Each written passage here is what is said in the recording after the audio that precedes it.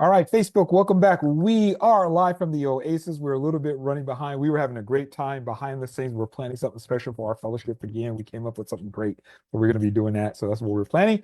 All right, folks, I got a lot of information to share with you today. So let's pray and then jump into this message. So, Father, we thank you so much for your spirit as always, who leads us, guides us into your truth. It is your truth which makes us free. So as we study together today, Lord, may you lead us, may you guide us. May you speak to our hearts. May you transform us by your word. Sanctify us through your truth. Your word is truth. In Jesus' name, amen. All right. So we have been talking about, this is message number 75. We've been talking about uh 1 Timothy chapter 5, verse 13. Let's go over there. 1 Timothy chapter 5. I'll start at verse 11. But refuse the younger widows, for when they have begun to grow wanton against Christ, they desire to marry, having condemnation because they have cast off their first faith. And besides, they learn to be idle, wandering about from house to house, and not only idle, but also gossips and busybodies, saying things which they ought not. And we have been exploring the question, does First Timothy chapter 5 and verse 13 refer to female false teachers? Now, what we've seen is that from a complementarian view, the answer is no. This does not refer to female false teachers at Ephesus. And the idea that this is not referring to female false teachers is used as further proof from a complementarian perspective that women are not allowed to hold equal authority in the church with men or to teach men.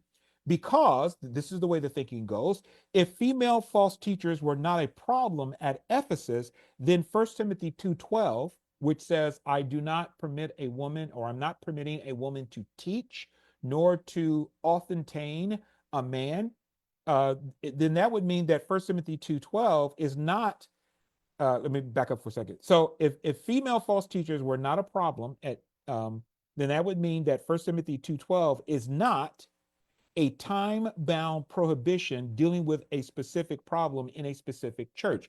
The egalitarian view is 1 Timothy chapter 2, verse 12 that I just quoted, is dealing with a specific issue, is dealing with a specific group of women or a specific woman at Ephesus. So it's a specific situation at a specific church within a specific culture.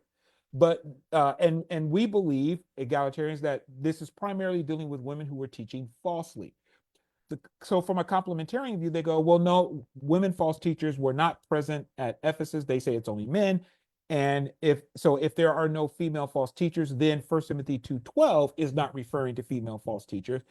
And that means that women not being able to teach or to hold authority over a man, that applies to all women. It is a what they call a uh, a universal transtemporal principle that is applicable to all women in all churches, at all times.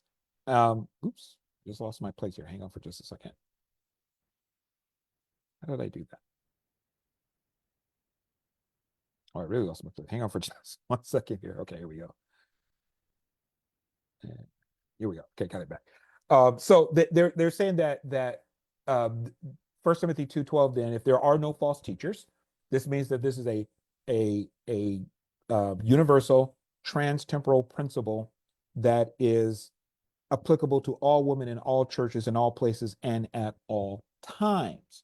So, but here's the thing: if there were female false teachers, this would mean that First Timothy chapter 2, verse 12 could be and probably is. I believe that it is applying to female false teachers. That is, that there were females teaching false doctrine in Ephesus, and that this Paul was applying that to the female false teachers. He was not making a blanket statement about all women or what women can do in leadership. It was applied specifically to the female false teachers. So there are some egalitarians who say Ephesians chapter 5, verse 13 looks like that it also could be applying to these young women who were teaching false doctrine, because it says that they were gossiping and going around. And egalitarian, complementarians say, no, this was not it. And as I have shared, let me back up for a second.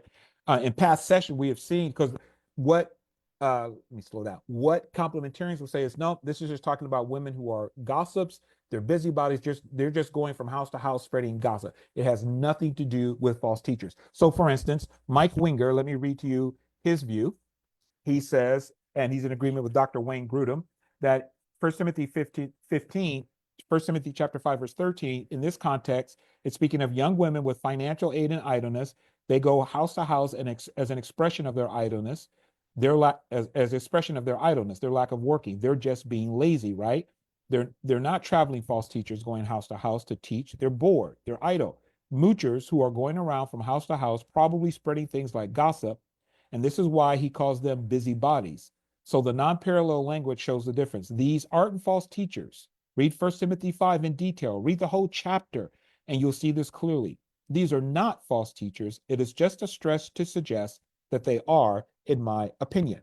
So Mike Winger, as well as Wayne Grudem, Dr. Wayne Grudem, two prominent, well, at least Dr. Wayne Grudem is very prominent. Mike Winger, very well-known YouTuber, but in some circles, they don't hold that this is that 1 Timothy chapter 5, verse 13 is speaking of female false teachers because of the terms being used. But in past sessions, and I've done at least 3 or 4 sessions on this, we've seen that the terms used by complementarians to refute the egalitarian female false teachers view, these terms can actually and plausibly be used to support the egalitarian view. We saw this especially with the term gossip, which I shared in our last session. And by the way, Happy New Year's to everybody. Glad that we're back. So I was able to show in our last session that the late Dr. Gordon Fee and Dr. Craig Keener were correct in stating that the word translated as gossip in our Bibles, huaros, can be translated or understood as referring to alternative teachings or false teachings. And this is contrary to the assertion of Dr. Wayne Grudem and Mike Winger. So you go back to message number 74, that's where you will see all of that information laid out. Okay? So these terms, we looked at house to house, we looked at saying things which they ought not to say. We looked at all of these terms and said, no, actually, when you take it back into the culture and the context of the day, these terms can be understood as referring to people spreading false teaching, female false teachers going from house to house, sharing information that is alternative to sound doctrine or teaching. Okay. Now, in this session, what we're going to look at is 2 more terms in 1 Timothy chapter 5, verse 13, that can plausibly support the egalitarian view that Paul is talking about female false teachers spreading false teachings from house to house in Ephesus among the Christian community. So I'm going to share with you 2 terms. The 2 terms we're going to look at in our Bibles, and I'm using the New King James, is idle, where Paul says that these women, in verse 13, he says, and besides, they learn to be idle, wandering from house to house, and not only idle, but also gossipers and busybodies. So we're going to look at the term idle just kind of quickly. And the bulk of what we're going to focus on today is the term busybodies. Okay, and I got a lot of information to share where that is concerned. So let's jump into this. The word idle in Greek is the Greek term argus. Now, argus can simply mean to be lazy, to be free from labor, to be inactive. In other words, these women are not doing anything. And I get this definition from Thayer's Greek English Lexicon, number 692. Okay, but there's also another meaning from Thayer's Greek English Lexicon that's given for idle or argos, and it means shunning the labor one ought to perform, shunning the labor that one ought to perform. And again, this is from Thayer's 692 is the number, definition number 2. Now, there's going to be an article that I'm going to be pulling. Practically all of the information that you're going to be hearing today is coming from an article by Dr. Janine K. Brown entitled Just a Busybody, a look at the Greco-Roman topos of meddling and defining tri-episcopus in 1 Peter 4:15. All titles that scholars put on their papers. Now, this is the paper that you can find at, it's from the Journal of Biblical Literature, but it's online at JSTOR. And again, it's called Just a Busybody. If you type in Dr. Janine K. Brown, just a busybody, it'll pop up. At least that's what happens for me. Now, she wrote this article. So again, the vast majority, if not almost everything I'm saying today, is going to be based upon her article. She states that in the context of the Pauline usages, quote, the context of the Pauline usages indicate that the meddling or being a busybody, terms can be used interchangeably, is associated with idleness. That is, not working or fulfilling one's proper function. So again, she agrees with Thayer's Greek English lexicon that to be idle is to not work or fulfill one's proper function. So the women are not just inactive. They're not just lazy in the general sense of laying around and doing nothing. In this context, these young ladies, these young women are not fulfilling their proper function. That is, they're not doing the work that they are supposed to be doing as it is understood within a first century Greco-Roman context. Now, that's going to be important. Let me say that one more time. When it talks about them being idle, it's not the idea that they're just lazy, sitting around doing nothing. It's the idea that they're not fulfilling that they're not doing the work that they are supposed to be doing, the work as it is understood within a first century Greco-Roman context. So what are the women doing? What are these young women doing? Paul tells us what they're doing. They are not only being idle, Paul says, but they are going house to house. They're speaking nonsense or foolishness, as we've looked at it, and they are being busybodies, speaking what they ought not. Okay? So these women are not inactive. Don't think of being idle as lazy doing nothing. They're not inactive. On the contrary, their idleness consists of engaging in alternative activities other than what they are supposed to be doing. So when it says that they're being idle, they're shunning the work that they're supposed to be doing while engaging in other type of work that they're not supposed to be doing, as we're going to be seeing as we get into this. All right. So the term idle here, yes, it means that they're shunning the work that they're doing, but it doesn't mean that they're inactive, lazy, just sitting back, eating bonbons and watching TV all day. Of course, we know in the first century they didn't have that. But the idea here is that they're not just not doing something. They are not doing the work they're supposed to do while engaging in other activities that they're not supposed to be doing. And Paul tells us what those are.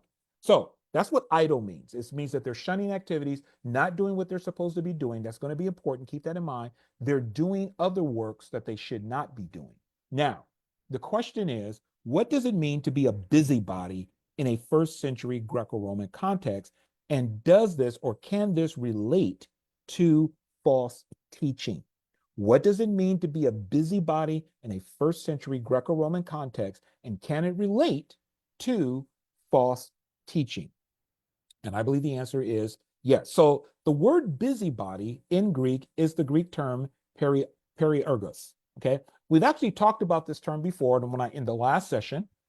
And we said that periergos can mean to be a busybody, to be a meddler, an interferer, and or it can refer to the practice of witchcraft. Now, I said I'm going to save that definition for when we get into 1 Timothy chapter 2, verse 15, and we talk about the work of Dr. Sandra Glahn.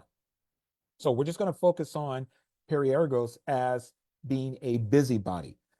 Excuse me. And what I'm wanting to show, again, is that contrary to the complementarian view, it is plausible. It is very plausible that what Paul is talking about in 1 Timothy chapter 5, verse 13 is female false teachers, which would mean that what he's talking about in 1 Timothy chapter 2, verse 12 is female false teachers, which would mean that this is not in 1 Timothy 2:12 a universal principle that applies in all places and all times to all women. Okay, that's why we're doing this. All right, so the word for busybody in Greek, periergos, it means, according to Thayer's Greek English lexicon again, number 4021, it means busy about trifles and the neglect of important matters, especially about other folks' affairs. So to be a busybody, periergos, means you are busy about trifles, things that are trifling, and you're neglecting important matters. Remember, we said that idle means you're shunning the work you're supposed to be doing. So it's being neglectful of important matters, especially about other folks' affairs. So you are involved in other people's affairs, and it means to be officious. Officious. What does officious mean? So I'm going to look up the word officious just to make sure I understood the meaning. The word officious means objectionably aggressive in offering one's unrequested and unwanted service. Excuse me, let me read that again. Officious means being objectionably aggressive in offering one's unrequested and unwanted service, help, or advice. It means assertive of authority in an annoying, domineering way, especially with regard to petty or trivial matters. And this is from the Oxford Language Online Dictionary. The Merriam-Webster Online Dictionary says that officious can refer to someone that acts more official than they actually are. People who are officious are busybodies. They want to make their opinions known and followed despite not having any real power. Let me read that again. They want to make their opinions known and followed despite not having any real power. Also, they can be assertive of authority in an annoyingly domineering way, and they will objectionably and aggressively offer unrequested and unwanted service, help, or advice. Now, keep this in mind. This is what busybody means. Now, somebody might say, Mike, you're reading the English definitions, though. You're going to see as we go through this was how busybody, periergos, was understood within a first century Greco-Roman context and even a Jewish context. This is how it was understood. So keep all of this in mind, these definitions, keep them in mind. We're going to come back to these later when we bring it all together. All right, but that's the definition. Periergos, you're dealing with people who are trifling and neglectful of important matters. They, especially about other people's affairs, other people's business, and they are officious. They are aggressively, they're objectionably aggressive. They're offering unrequested help, advice. They are seeking to make their opinions known, and they seek to make people follow their opinions despite not having any real power. Okay, that's important for what we're going to be studying today. So according to Janine K. Brown, there are a number of Greek terms that are used to express meddling or periergos or busybodies. Periergos is one term that's used. And then there's another term, allotriepiskopos, and palu pragmaon. Okay, these are the two terms. So periergos, and then allotriepiskopos and palu pragmaon. Okay, or pragmaon. These are also terms that are used to speak of, or that can be translated as busybody or meddling.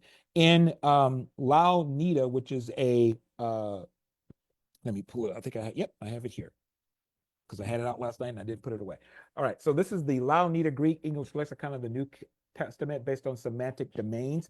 They put all of these words together under the semantic category or domain of being a busybody or a meddler. They have all these terms here, or at least I know they have allotriepiskopos. I think they have polypragmaon also, but definitely they have periergos. So these terms, the reason I say that is because these terms can be used as synonyms. They can be used interchangeably with each other. Now, as a matter of fact, that's one of the things that Dr. Janine Brown says, that polypragmaon is a synonym for periogos, and she says, quote, and the two Greek terms were used by the Greek philosopher Epictetus. So Epictetus, he would use these two terms, periorgos and palupragmaon. He would use those two terms when in his philosophical teachings or discourses. So the terms for meddlers, the terms for busybodies, excuse me, or interferers, this is one of the ways they were talking about interferers, they were used by philosophers in philosophical discussions.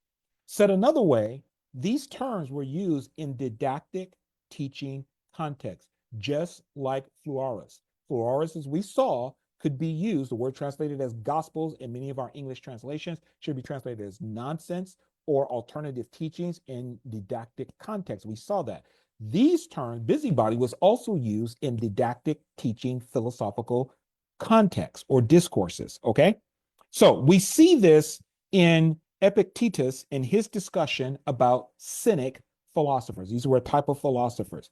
So, what exactly is a cynic philosopher? So, let me read to you a quote from Epictetus. This is from his Discourses, book 3.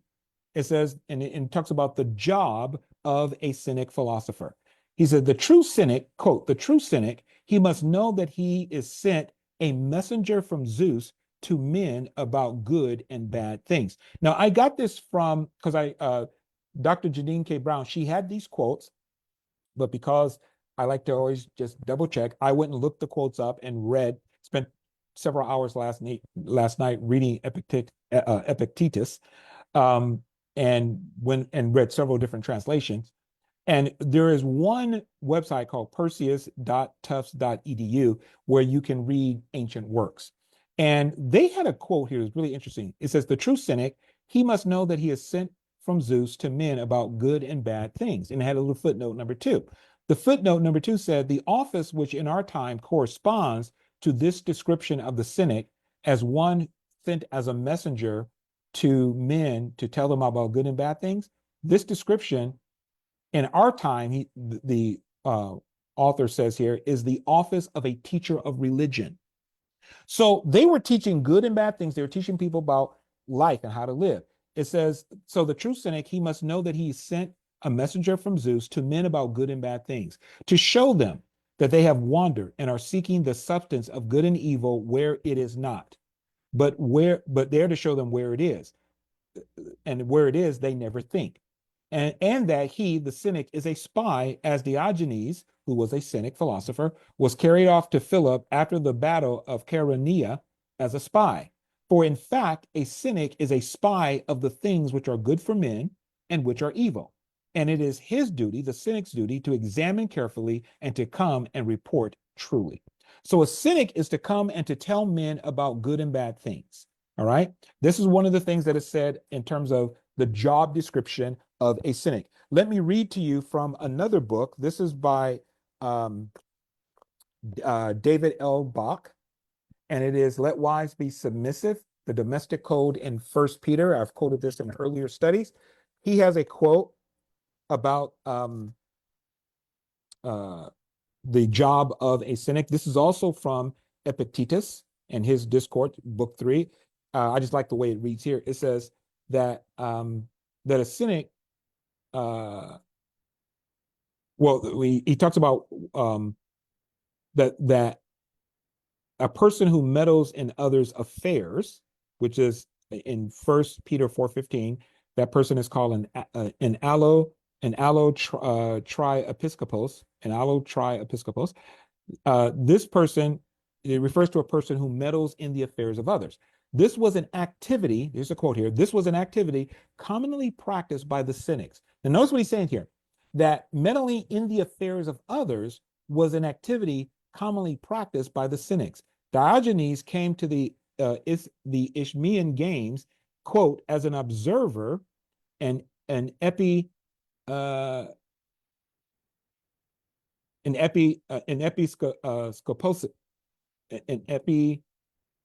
what's the word here? What's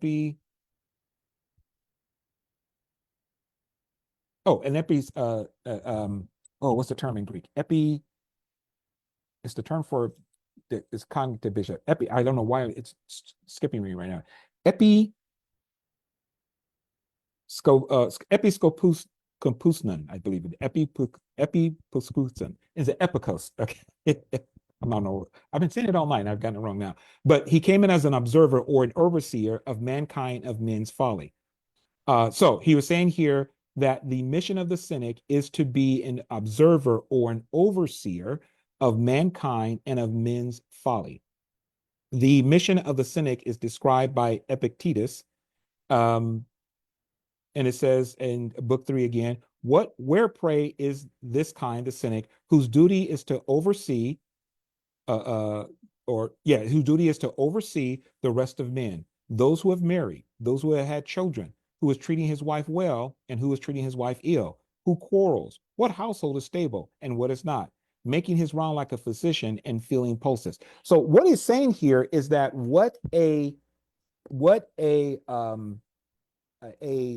cynic, a philosopher, would do is that he would oversee the affairs of others. And the term is episcopus. That's what I was trying to say it, episcopus. Here it is, he Episcopian, that's the word I was looking for. That he is an observer, an Episcopian. He is to oversee the rest of men, those who have. Now, the reason I'm saying that is because that term is going to come up later. And so what does he oversee? He looks into the affairs of people, those who have married, those who have had children. How is he treating his wife? Is he treating her well or ill? Who quarrels? What household is stable and what is not? Making his rounds like a physician and feeling pulses. So what the cynic philosopher does is he oversees and he enters into, he is a busybody, a meddler into the affairs of others. Okay, now we're going to explain this, just stay with me. So technically speaking, to enter into and meddle into the affairs of others, to speak to others about their affairs, this is what a cynic philosopher did. He would speak to other men about their lives, about their affairs, and how to correct what they're doing, how to conduct their affairs properly.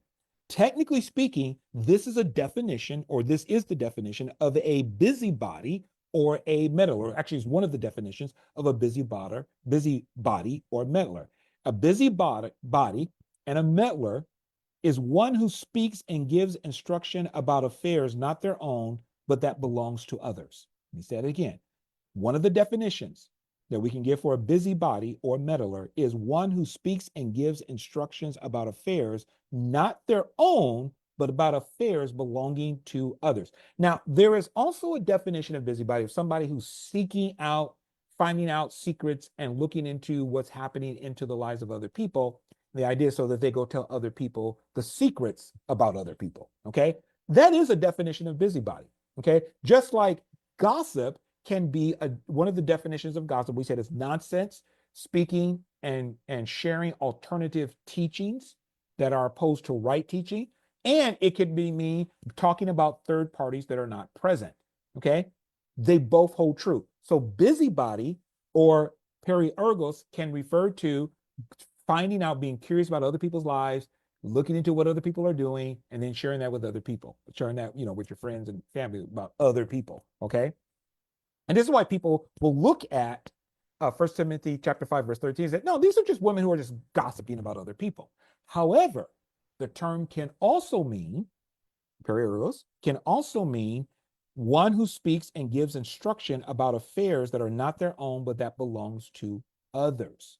This is also one of the meaning. Again, remember, officious, someone who is aggressively sharing information, sharing unrequested advice.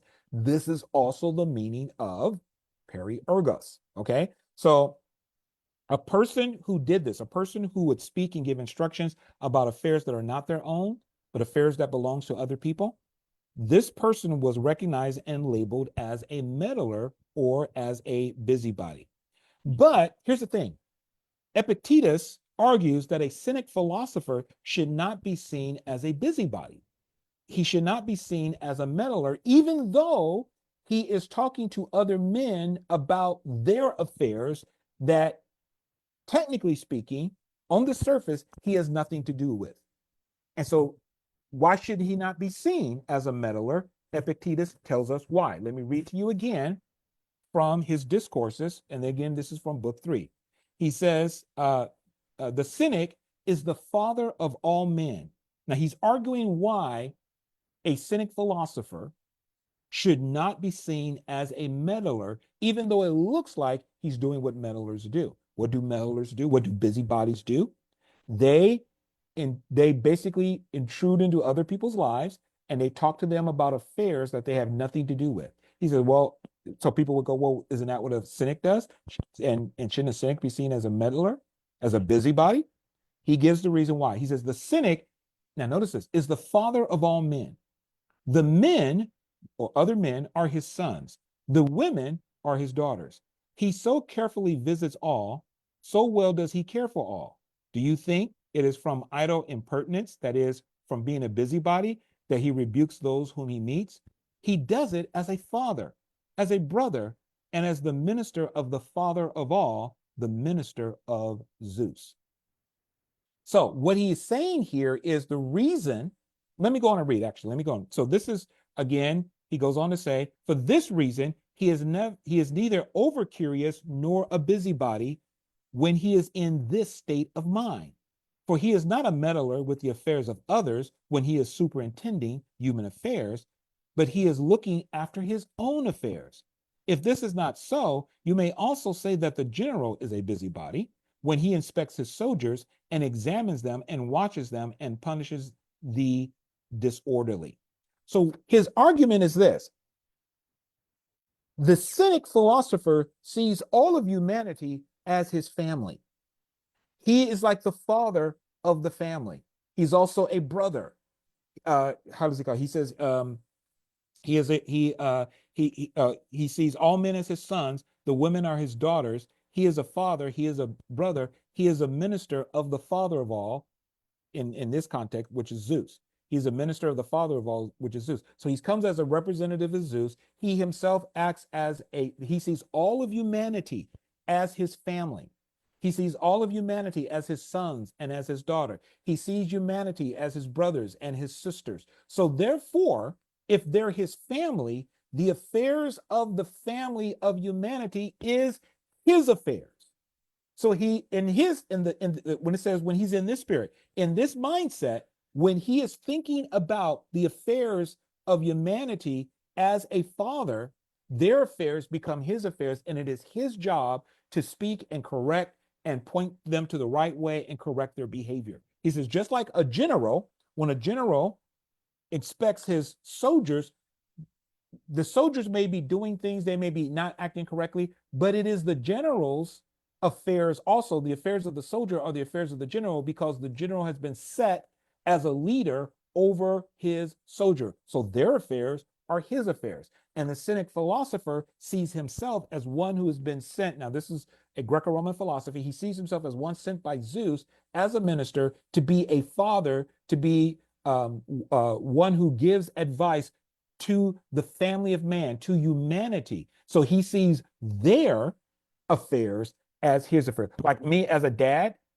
and with my daughters, their affairs were my affairs.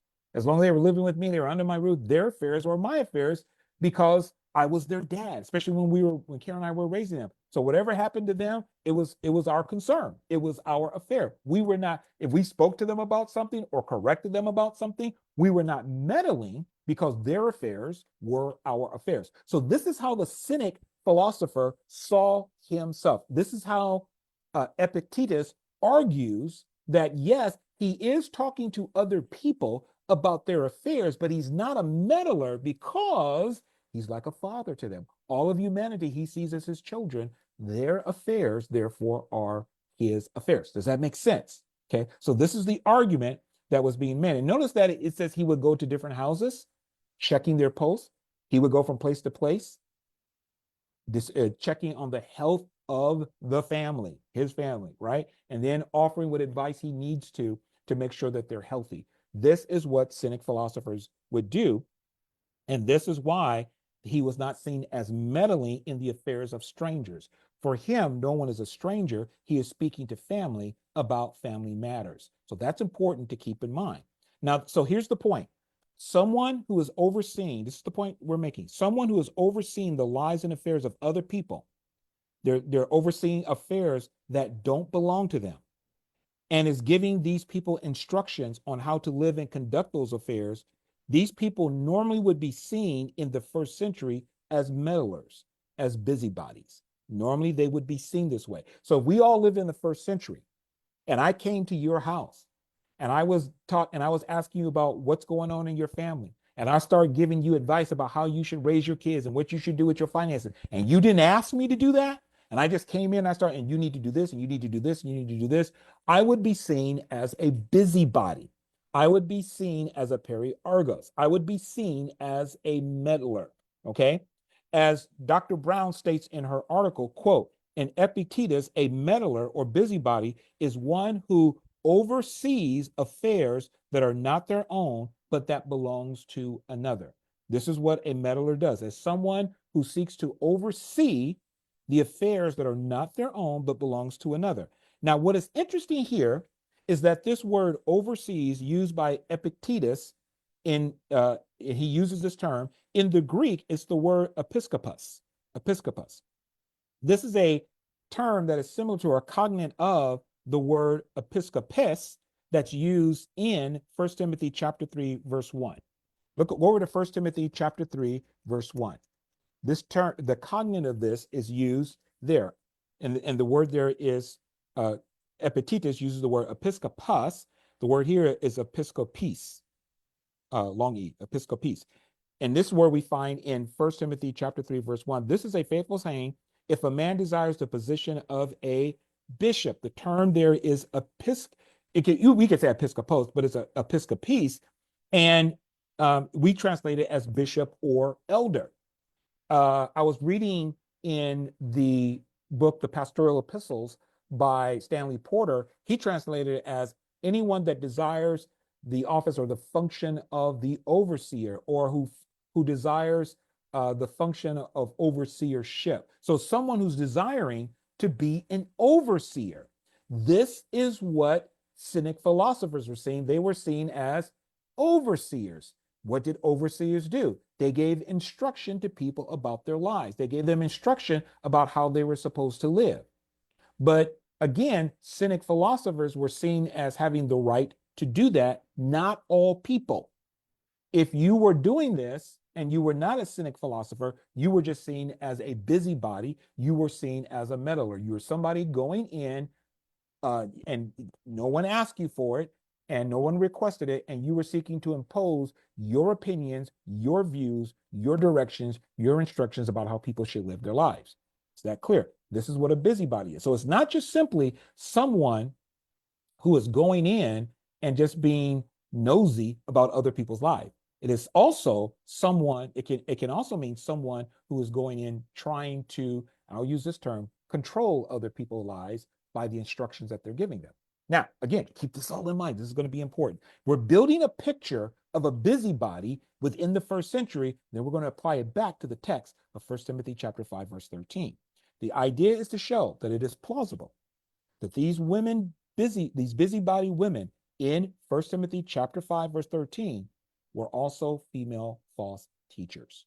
Okay, so Brown states in her article, let me say this. So the Cynic philosopher, though overseeing and giving directions to others about how to live and how to conduct their affairs, they are not seen as a busybody because they are looked upon as having the right to do so. Hey, the Cynic philosopher says, you are all my family, therefore your affairs are my affairs, and I'm the father. I act as a father, probably thinking, I didn't read this exactly, but since Zeus is the father of all, he's coming as a father. He could maybe see himself as a representative of Zeus. Not sure about that, but he does see himself as a father who is giving instructions to his family. So he sees himself as having the right to instruct, as having the right to give instructions, as having the right to give direction. And Epictetus argues this is why he should not be seen as a meddler or a busybody.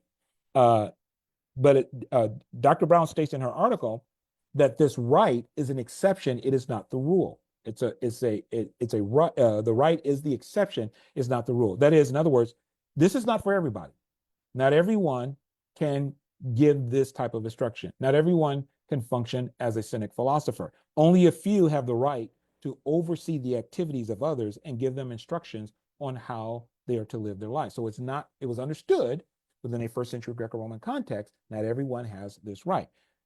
Dr. Brown writes in her article, he, Epictetus, chides his reader, who presumably is not one of the few, for any such interference. So he chides him. He kind of rebukes him and criticizes him and say, hey, you're not supposed to be doing this. You are not one of the few who can do this. Let me read to you what was said again from the writings of Epictetus. This is again from Discourse, his book, the book called The Discourses. And this is the third chapter. It says, what have you to do with other people's business? Now, this is Epictetus talking to his reader. He says, what have you to do with other people's business? Now notice this, listen to this. Are you the bull of the herd or the queen bee of the hive? Show me the tokens of your leadership like those which naturally give the queen, like those which nature gives the queen bee. Let me read that again. Show me the tokens of your leadership like those which nature gives the queen bee.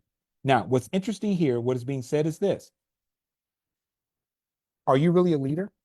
Show me the signs of your leadership. He says, are you the bull of the herd? Are you the leader of the herd? Are you the queen bee of the hive? No.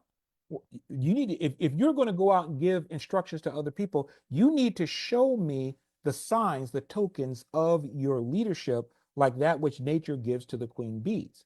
So he's saying you don't have any of the tokens, you don't have any of the signs that would qualify you to go out and give other people instructions about their lives, which would mean that those who are functioning as a busybody, as a meddler, as we are defining it here, one who is going out giving unsolicited advice and instruction, seeking to guide and direct the lives of others, these people see themselves as leaders.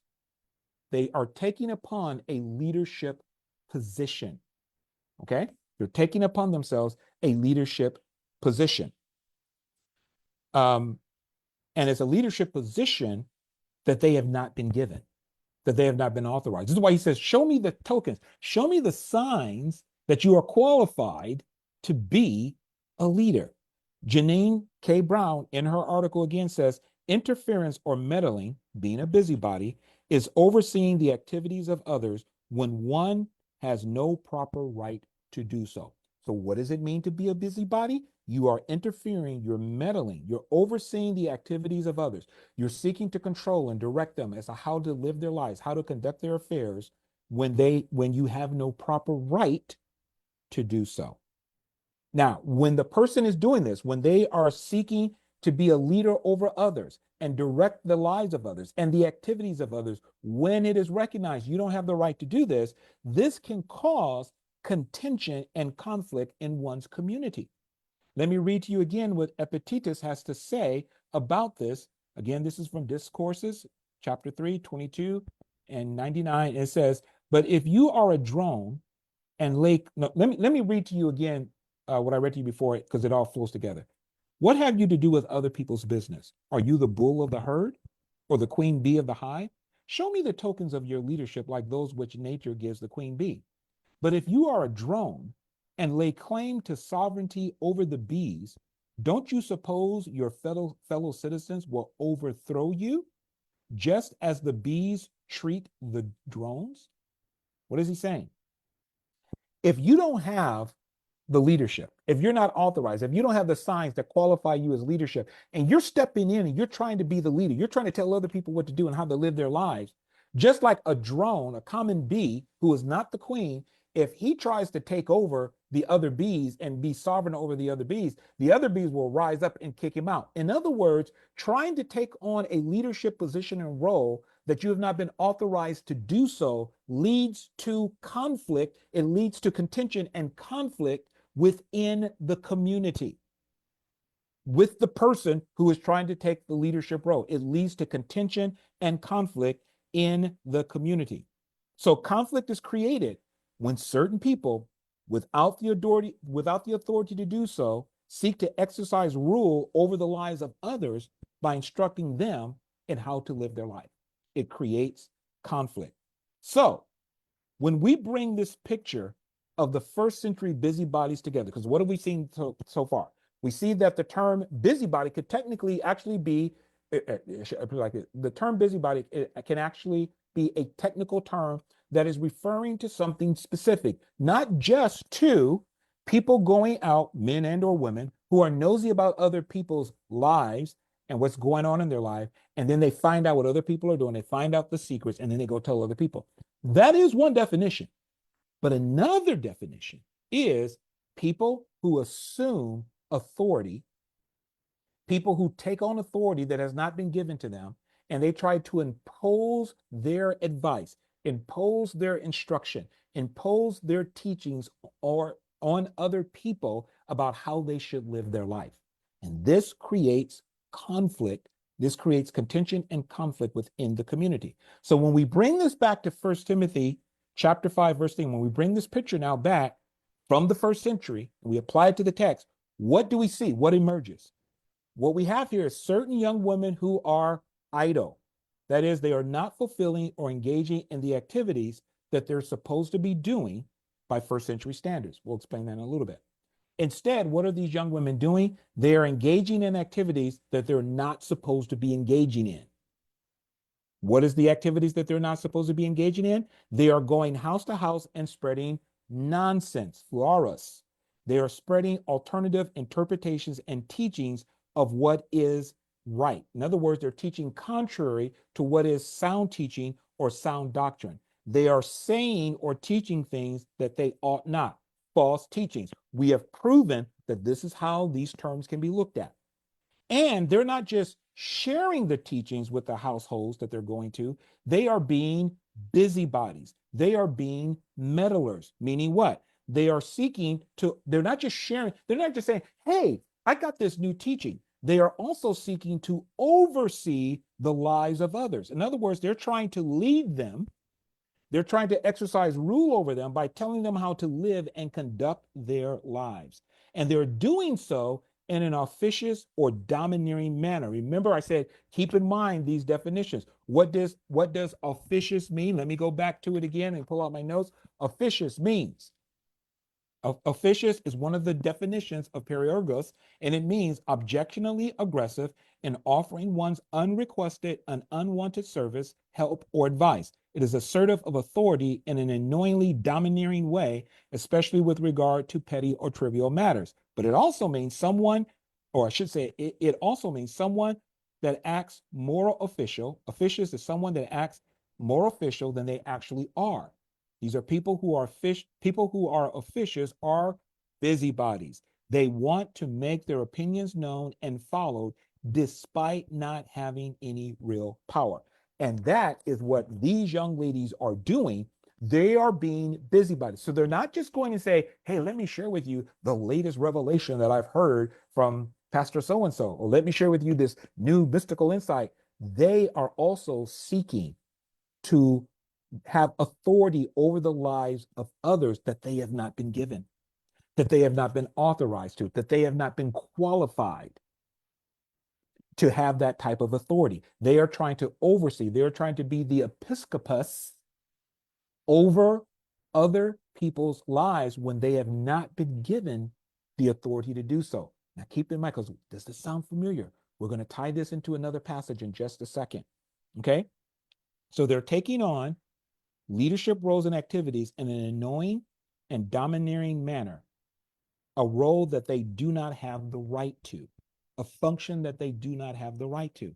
All of this, what I just said, fits in with what is said of false teachers in 1 Timothy and Titus.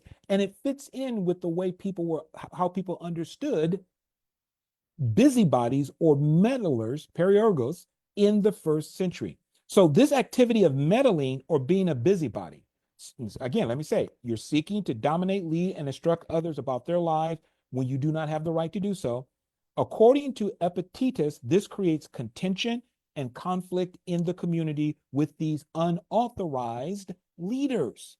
Okay, this is when he was talking about, are you the bull of the herd? Are you the queen bee of the hive? Show me the tokens of your leadership. If you try to exercise sovereignty over the other bees, they will rise up. The other citizens will rise up and kick you out. Why? Because you have created conflict. They don't want you doing this. They are opposed to that. You are not recognized as an authorized leader.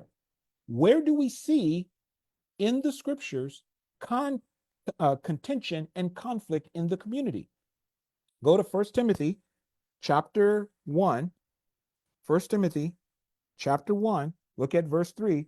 Paul writes to Timothy, as I urged you when I went into Macedonia, remain in Ephesus that you may charge some that they teach no other doctrine, heterodidascalian, no other teaching that are otherwise. Okay. Again, like I said last week, or in the last session, the term false teaching actually is not used, but it is false because it is other than the true teaching. Okay. So he said, I left you that you may charge some that they teach no other doctrine. Now notice this, verse 4, neither nor give heed to fables and endless genealogies which cause disputes rather than godly edification, which is in faith. So the false teaching and the false teachers create disputes. Let's look at 1 Timothy chapter 2, verse 8. Paul writes and says, I desire therefore that men pray everywhere, lifting up holy hands without wrath and doubting. So there is wrath and doubting. That word doubting there means disputes, arguments. Go to 1 Timothy chapter 6. 1 Timothy chapter 6. Let's look at verse 3. If anyone teach otherwise, there's our word again, heterodidaskalin. They're teaching otherwise, alternative teachings, which is fluoros, okay? Foolishness, nonsense, other alternative teachings than that are contrary to what is right. If anyone teaches otherwise and does not consent to wholesome words, even the words of our Lord Jesus Christ, and to the doctrine, the teaching which accords with godliness. That's important. I'm going to bring that back around again. They don't consent to wholesome words, even the words of our Lord Jesus Christ, and to the doctrine or teaching which accords with godliness. He is proud, knowing nothing, but is obsessed with disputes and arguments over words, from which come envy, strife, reviling, evil suspicions, useless wranglings. And the word wrangling here means constant friction. So there's constant friction, argument, useless wranglings of men of corrupt mind and destitute of the truth. My point in reading all of this is that someone who goes in giving instruction that is not wanted in the ancient world is seen as a meddler, is seen as a busybody, and this creates conflict. This creates contention. We see in 1 Timothy chapter 1, 1 Timothy chapter 2, 1 Timothy chapter 6, that the false teachers and their teachings create strife in the community. So this all is an alignment with how things were seen and understood within the first century. A busybody could create conflict and contention and conflict because of what they were doing. What were they doing? They were imposing their advice, opposing their opinions, opposing their teachings on the lives of other people when they did not have the authority to do so. Okay? So let me say this real quick. Another reason, and I'm going to tie it all together in a nice little bow in just a moment. Another reason why meddling or being a busybody could be contentious is because it was considered a reprehensible vice in the first century Greco-Roman and Jewish world. Being a busybody, as we have described it here, whether you're a busybody who is looking into the secrets of others and sharing them with other people, or whether you are that person who's going in, giving your advice, trying to teach other people, trying to rule and direct and control their lives by your teachings. This was considered a vice, a reprehensible vice in the first century. Let me read to you again from Epictetus. And this time I'm going to read to you from Plutarch. This is Plutarch, who had a teaching on, and by the way, many of the philosophers taught a lot about being a busybody because they thought it was horrible. This is what Plutarch has to say. And again, I get this from Janine K. Brown's article, Just a Busybody. Quote, Plutarch uses a number of potent metaphors to communicate the abhorrent nature of meddling. He likens this activity to a chicken that ignores its own nearby food and instead searches out a single grain of barley from the dung heap. Okay? And that's from his Moralia Curious 516d. He also uses the image of a maggot feeding on dead matter to illustrate the nature of interference or meddling. Both images evoke a sense of revulsion at the activity described, and it could hardly be termed innocuous. In other words, being a busybody was not innocuous. It was not seen as not being harmful or offensive. I asked my wife this morning, I said, when I say to you the word busybody, someone's a busybody, what comes to mind? And she said to me, and we talked about it a little bit, and she said, somebody who is just kind of annoying, they're looking into your business, they're nosy. I said, yeah, that's how most people tend to think of being a busybody. But as we have seen within the first century, it could be more than that. It could be that, but it could be more than that. And it was not seen as being harmless or being inoffensive. It was seen as being reprehensible. So again, Dr. Brown says, but the images evoke a sense of revulsion at the activity described, and it could hardly be termed innocuous, as might the English term busybody. See, when we read busybody, we just think, oh, these women are just going around being nosy. Within the first century context, it could be much more than that. Also, one other thing in closing here with this, Plutarch speaks of meddling, being a busybody, as an action of similar severity to adultery. Okay, to adultery. Because the idea was if someone who commits adultery, they are curious and begin to meddle in that which belongs to another man's pleasure. And being a busybody is about being curious about other people's affairs. So he says, you see, being a busybody, you're curious about other people's affairs, you enter into other people's affairs. That's like a person who commits adultery. You're curious about another man's pleasure and you go into that which is his pleasure, that is his wife. So he likened it to adultery. Okay. This is the point of all of this was to illustrate how offensive and reprehensible being a busybody was. So when Paul writes this, people are not just like, yeah, we got a couple of nosy people here. This is highly offensive and reprehensible to other people.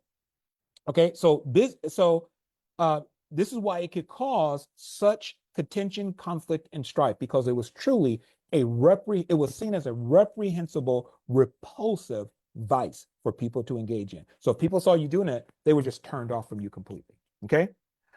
Busybodies were also seen as stepping outside of the roles and activities that they were supposed to be doing. Now, remember we said before the term idle, argus, which, by the way, peri-ergos comes from argus. Okay. The word idle, argus, refers to shunning the work that you're supposed to be doing. A busybody was seen as stepping outside of the role and activities that they were supposed to be doing. Okay. So Epictetus, again, let me quote to you. This is what Janine K. Brown, again from her article, this is what she says.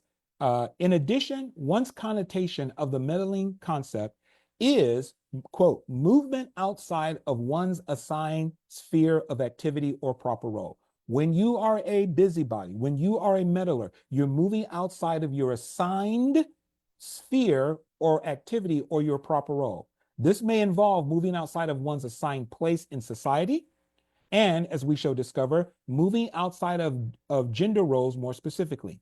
The key to social and political life, that is to justice in the state, in contrast to meddling, is for all persons to fulfill their designated tasks without presuming to fulfill functions not rightfully theirs. So the point I wanted to make and draw from this is everyone was assumed to have certain functions and roles that they were supposed to have. If you are a meddler, you are seen as stepping outside of your function and that you are taking on a role that does not belong to you, that is not rightfully yours. Okay? That is how a meddler was seen. So here's the thing. By assuming authority, not giving to them, by being domineering and imposing false alternative teachings, these young women were moving outside their assigned sphere. What was their assigned sphere? What was their assigned place in the context of 1 Timothy? Not within the context of the Greco-Roman world necessarily, and not really, but in the context of 1 Timothy, what was the assigned? Because here's what I'm assuming, that these young women were spreading false teaching. They were false teachers, okay? Spreading false teachings. So they were moving outside of their assigned roles or their assigned position. What was their assigned position? What was their assigned sphere in 1 Timothy chapter 2? There were two of them. One we see in 1 Timothy chapter 2, go over there again, and verse 11 and 12. In other words, what were these women supposed to be doing? What were they supposed to be doing? 1 Timothy chapter 2, these women who are sharing information, opposing information, that's false teaching. What does Paul say, verse 11? Let a woman learn in silence with all submission. And I do not, or I am not, literally in Greek, permitting a woman to teach or to authentiate over a man, but to be in silence. Now, from previous teaching, what I have shared here is that what these women were doing, that there are certain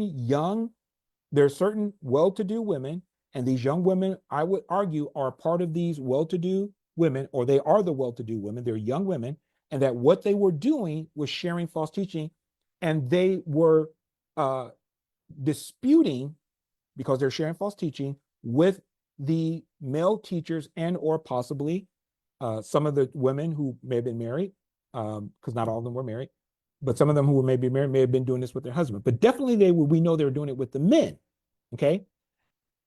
And it was creating disputes. It was creating argument. I went over that, taught that in great depth and detail, and showed why this could be so. So these women were, what was supposed to be their sphere of activity according to Paul? They were supposed to learn. Why were they supposed to learn? Because they didn't understand. They were ignorant about the law. They were trying to teach the law. As if you go back to 1 Timothy chapter 1, they were ignorant of the law, and they were trying to teach things which they didn't understand. So Paul says, hey, what you're supposed to be doing, number one, you're supposed to be learning.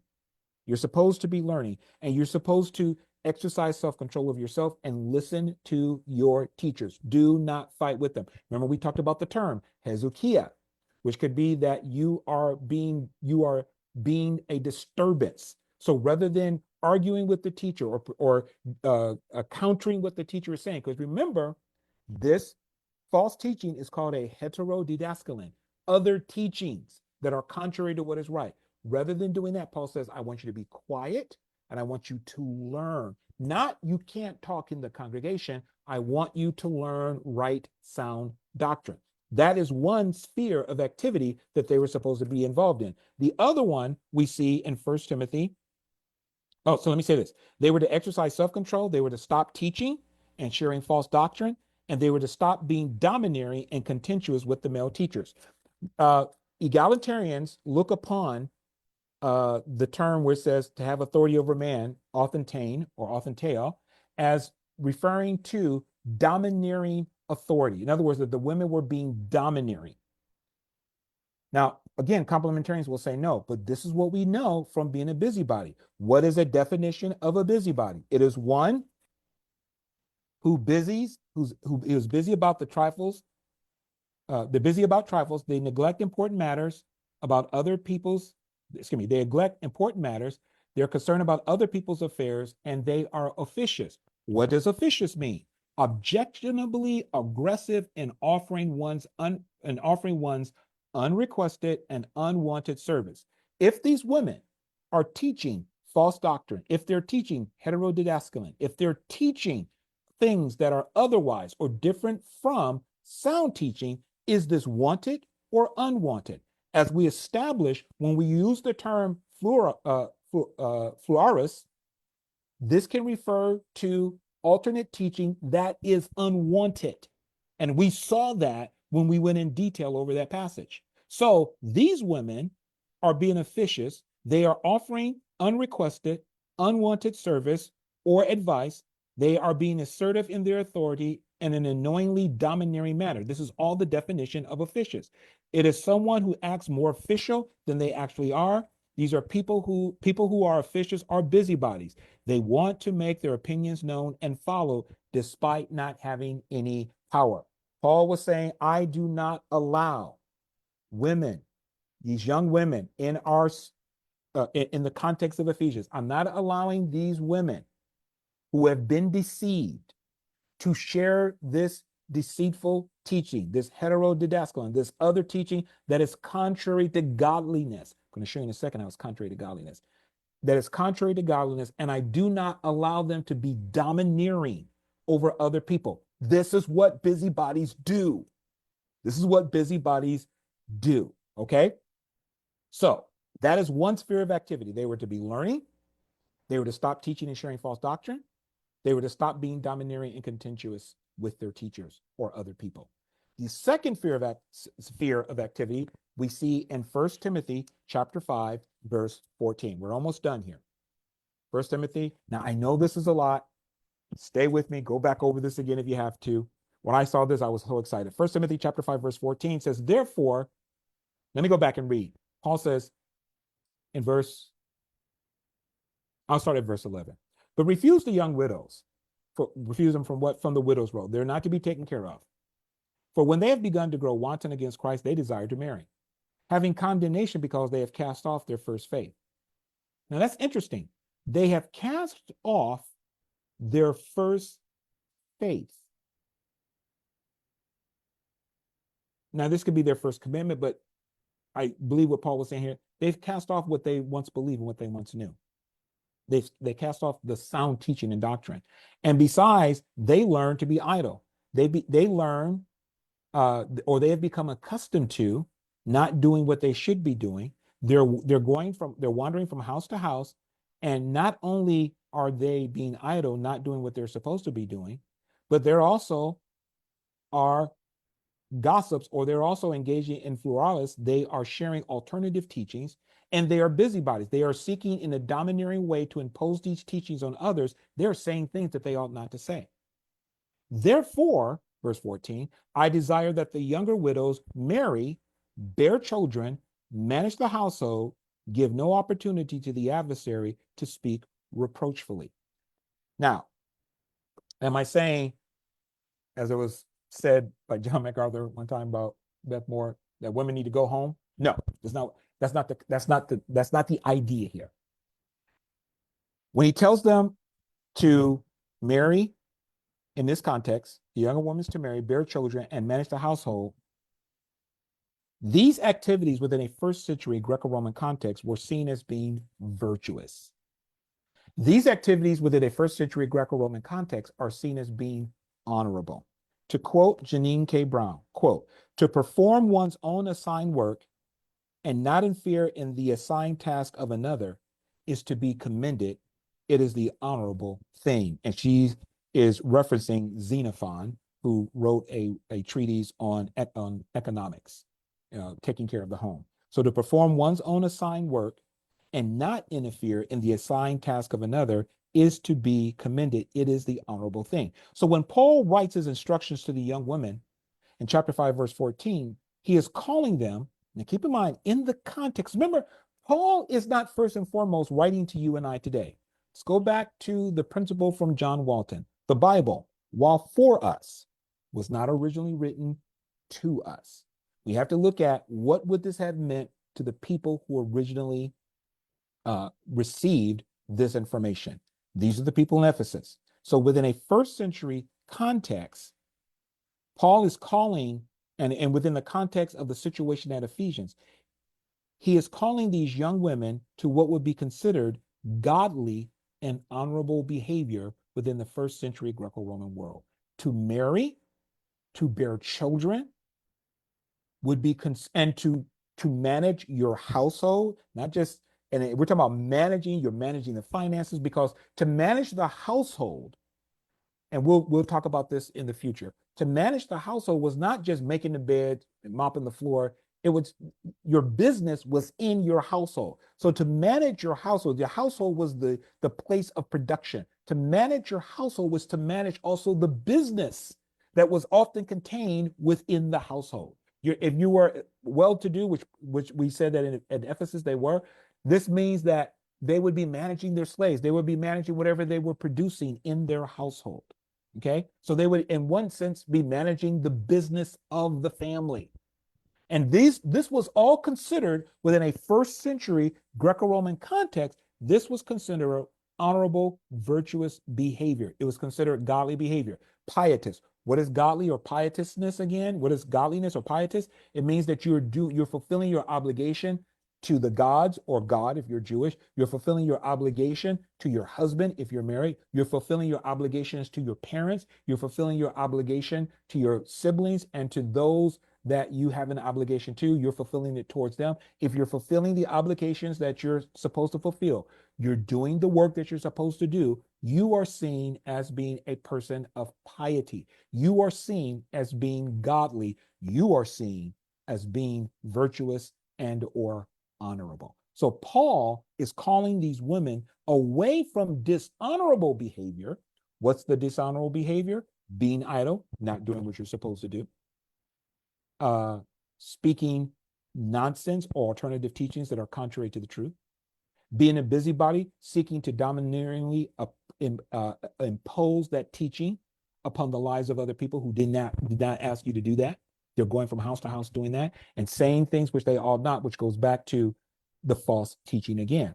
He's calling them away from the behavior that in the first century world would be considered a vice, and he's calling them to he's calling them away from dishonorable behavior and to honorable behavior. This is the same argument I made when I was teaching on 1 Timothy chapter 2, verses 8 through 12. And I said what Paul is doing, and I had Dr. Stanley Porter, I was quoting him. He said basically the same thing, that when you look at the sequence, Paul is calling them away from behavior that is a vice, that is dishonorable, that creates conflict, and he's calling them to behavior that is virtuous, that would create peace in the community, okay, and that would uphold the community and would cause the community to be looked upon favorably by Rome. Because if they're engaged in behavior that is considered a vice, Rome is going to look upon them with suspicion. And that puts them in a bad position in the eyes of Rome. So Dr. John Eliot, in his First Peter commentary, says this: to behave honorably was to conduct oneself in accord with one's social station and given roles. So again, Paul is calling them away from that which would be considered bad behavior. Now, what is bad behavior within the context of the Ephesians situation?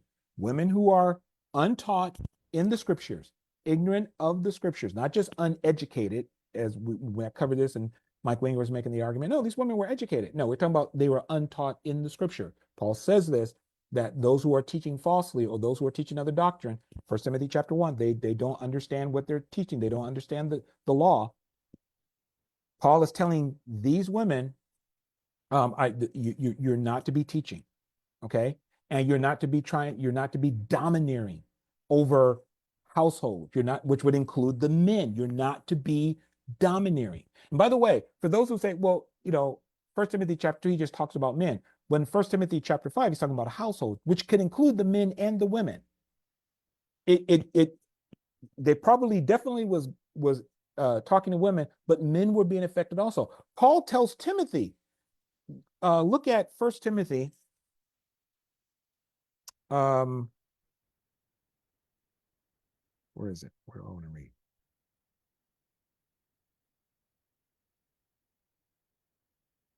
Yeah, Paul tells Timothy in 1 Timothy chapter 4, verse 6, if you instruct a brother in these things, you will be a good minister of Jesus Christ, nourished in the words of faith and of good doctrine, which you have carefully followed. Now, Timothy's a guy, but he says, but reject profane and old wise fables and exercise yourself towards godliness. So Paul is telling Timothy to reject these false teachings. He tells him in verse 15, meditate on these things, give yourself entirely to them, that your progress may be evident to all. Take heed to yourself and to the doctrine, to the right doctrine, sound doctrine. Continue in them, for in doing this, you will save both yourself and those who hear you. Timothy, how do you keep from being influenced by this false teaching? You are to do so by rejecting them and giving attention to right teaching. Timothy, Paul said, or Paul was implying, could be in danger of being taken over by these false teachings, which implies that these women were talking not just to women, but to men and women in the household where I would say the churches were being held, okay? And even if not, they were going from household to household and they were spreading these teachings because people would fellowship together, okay? So part of the false teaching, the reason I say, well, let me say this, by following Paul's instructions through Timothy, the young women, if they were to be married, have children, and take care of their households, manage their businesses, this would show that they were embracing sound doctrine, that they were embracing sound teaching, and that they were rejecting the false teaching. How do we know this? Well, part of the false teaching, what does Paul tell them? I would have them to marry and have children. What's part of the false teaching? 1 Timothy chapter 4. Verse 1, now the Spirit expressly says that in the latter times some will depart from the faith, giving heed to deceiving spirits and doctrines of demons, speaking lies and hypocrisy, having their own conscience seared with a hot iron, forbidding to marry and commanding to abstain from foods which God created to be received with thanksgiving by those who believe and know the truth. So part of the false teaching, they were forbidding people to marry, which means you wouldn't have children, which means also you probably would not be taking care of your household. Paul is forbidding this. And so if these women follow the right teaching, if they do what they are supposed to be doing to show that they are godly and virtuous women within the context of First Timothy. So the reason they're not marrying is because they've been following false teachings. And Paul says this, but after a while, they want to marry. So what Paul is telling them is, look, do these things. This will show that you have now embraced true teaching, right teaching, and you are being virtuous. And if they were being virtuous, this would give the outside Roman world, well, let me rephrase that.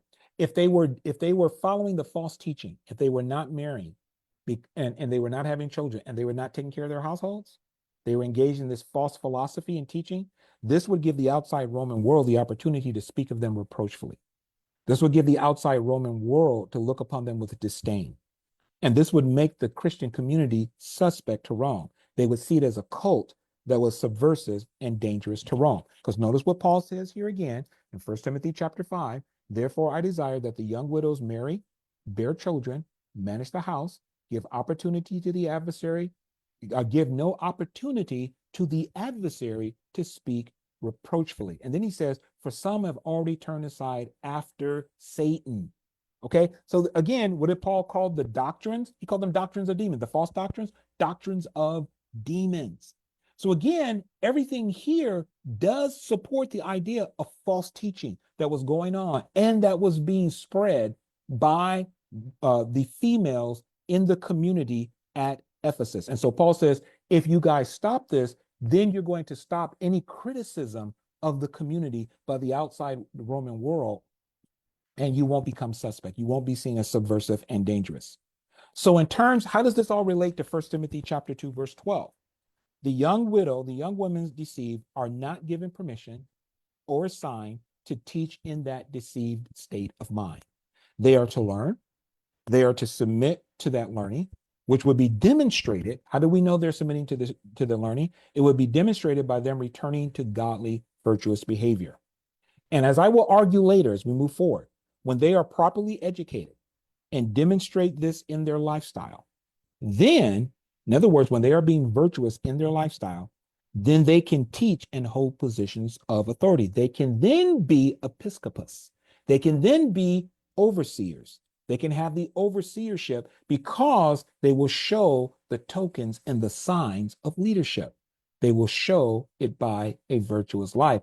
And if you check 1 Timothy chapter 3, verse 1, the qualifications all have to do with virtuous living and the ability to teach, which would imply, as my friend Nick Quidd has suggested to me, and Nick, if you watch this, I got to ask you more about this, that also that they were teachable.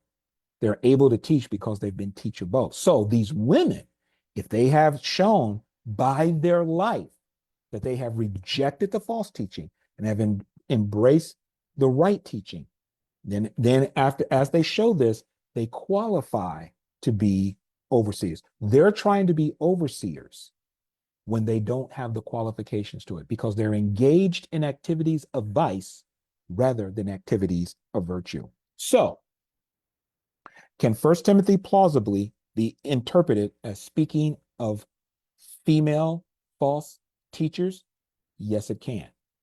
Can we interpret it? Can all of these terms be interpreted as just referring to women going around and gossiping and being lazy and being moochers and just being nosy in other people's business? Yes, it can. But plausibly, it can also be interpreted the other way based upon first century evidence in terms of how all of these terms that we've looked at were used. So once again, to simply say, this is not talking about, let me read to you what Wayne Grudem said. Wayne Grudem said this. He says, as he's talked about 1 Timothy 5:13, he says, and this is from his book, Evangelical Feminism and Biblical Truth. He says, quote, my point is simply that there is no evidence that women were teaching false doctrine at Ephesus. And so the claim turns out to be speculation without any hard evidence to support it. Should we base our interpretation of a passage on a claim with no supporting evidence and with substantial contrary evidence?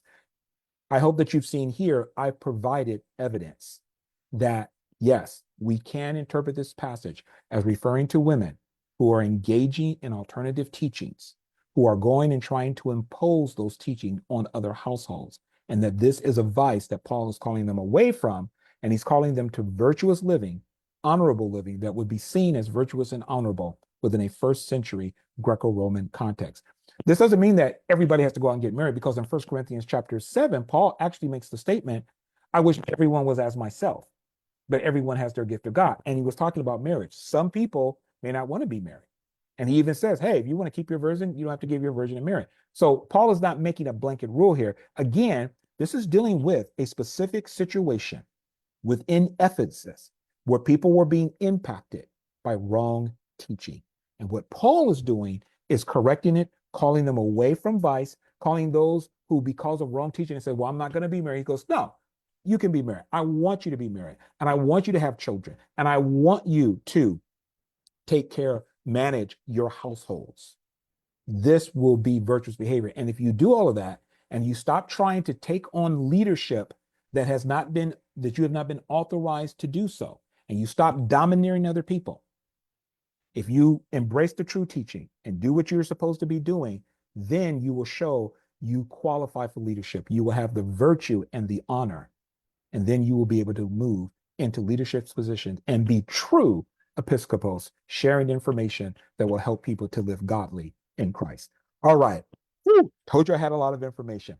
I hope this made sense for you. I hope you got a lot out of it. For those of you that are watching, leave a comment. Let me know what you think. Let me know if this was helpful for you.